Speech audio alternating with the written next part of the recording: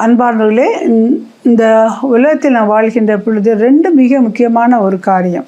ஒன்று என்ன அப்படின்னு சொன்னால், ஒன்று தேவனுக்கு அடுத்த காரியம், 2வது உலகம் சம்மந்தப்பட்ட ஒரு காரியம்.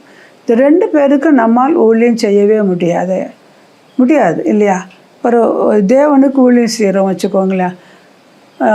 எத்தனையோ பேர் ஆண்டவருக்கென்று ஊழியம் செய்து கொண்டிருக்கின்றார்கள். அப்படி நாம் ஆண்டவருக்கென்று ஊழியம் செய்கின்ற பொழுது நம்மிடத்தில் நீதி இருக்க வேண்டும், நேர்மை இருக்க வேண்டும், அன்பு இருக்க வேண்டும், மனத்தாழ்மை இருக்க வேண்டும், உண்மையாக இருக்க வேண்டும். இதுதான் தேவனுக்கென்று உலகத்தில் வாழ்வதன் மிக முக்கியமான நோக்கம். 2வது என்ன அப்படின்னா, உலக பிரகாரமான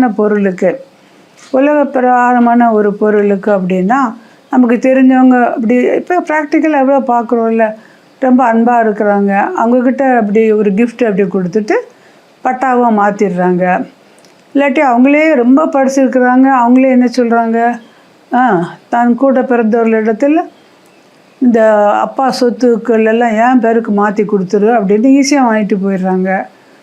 எப்படி ரொம்ப நம்ம பார்க்குறோம், மற்றவங்க சொத்தை அப்படி எடுத்துக்கிடுறாங்க. ஆனால் தோத்திரம் அப்படி சொல்கிறாங்க, ப்ரைஸ் தி லார்ட் அப்படி சொல்கிறாங்க. 2 பேருக்கும் ஊழியம் செஞ்சால் நமக்கு தண்டனை தான் கிடைக்கும்.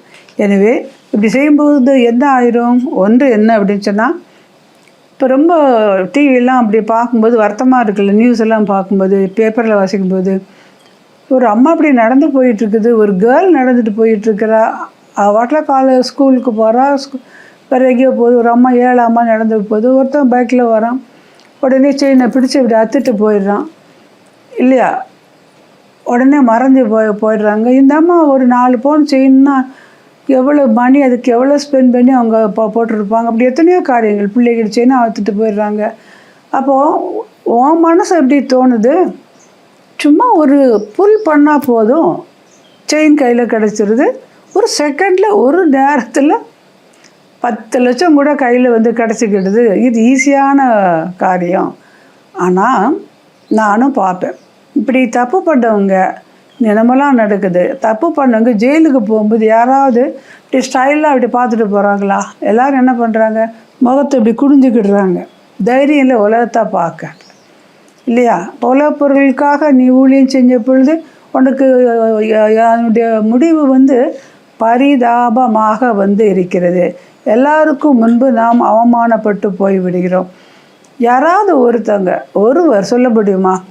நம்ம பார்க்குறோம், நான் ரொம்ப வாட்ச் பண்ணுவேன் இப்படி டிவியில் மெசேஜ் எல்லாம் பார்க்கும்போதெல்லாம், நியூஸ் பார்க்கும்போது, தப்பு பண்ணுறவங்க யாராவது ஒருத்தங்க தைரியமாக அப்படி போகிறாங்களா? குடிஞ்சிக்கிட்டே தானே போகிறாங்க. அப்படி உலகப்பிரமான காரியங்கள் செய்து உனக்கு அது லாபம் கிடைச்சாலும் அவனுடைய முடிவு பரிதாபமாக இருக்கிறது. அடுத்தது என்ன அப்படின்னு சொன்னால், 2 பேருக்கு ஊழியம் செய்ய முடியாது. ஏன்னா ஒருவனை சிநேகிப்பான். அடுத்தது என்ன பார்க்குறோம் அப்படின்னா, மற்றவனை அசட்டை பண்ணி பிடிக்கிறான் இல்லையா? ஒருத்தனை சிநேகிக்கிறான், இன்னொன்று அசட்டை பண்ணுறான் இல்லையா? இல்லை நான் சண்டே தான், இது ஆண்டவர், ஒரு உதாரணத்துக்கு இது சண்டே, இது ஆண்டவர் நாள், நான் சர்ச்சுக்கு தான் போய் தேவனுக்கு எடுத்த காரியங்களில் ஊழியம் செய்யணும். எத்தனையோ பேர் அப்படி செய்ய நான் பார்த்து ஆச்சரியப்பட்டு ஆண்டருக்கு துதி ஸ்தோத்திரம் செலுத்துவதுண்டு. மற்றவங்க அதெல்லாம் என்ன இருக்குதுவா, சண்டே ஹாலிடே வரல, ஒயின் ஷாப்புக்கு போவோம் அப்படின்னு எவ்வளவு ஒரு பரிதாபமான ஒரு நிலைமையில் நாம் இருக்கிறோம் பாருங்கள் இல்லையா? அதனால் ஒரு விஷயம் நாம் யோசிச்சு பார்ப்போம். ஒரே ஒரு முறை வாழ்கிற இந்த வாழ்க்கையில், ஒன்று நாம் தேவனுக்கென்று நாம் ஊழியம் செய்ய வேண்டும். உலகப் பொருளுக்காக நாம் ஊழியம் செய்கிறது உன்னுடைய சாய்ஸு.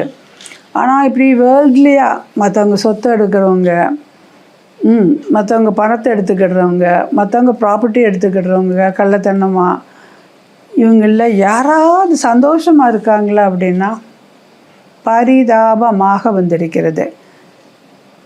நாம் செய்கிற ஆசீர்வாதம், தேவனுக்கென்று நாம் உழைக்கின்ற பொழுது அந்த ஆசீர்வாதம் 1000 தலைமுறைக்கு வருது இல்லையா? தவறு 4ஆம் 5ஆம் தலைமுறை வரைக்கும் தவறுக்கான தண்டனை கிடைக்கிறது. ஜெபம் பண்ணோமா, பரல பிதாவே சுவாமி,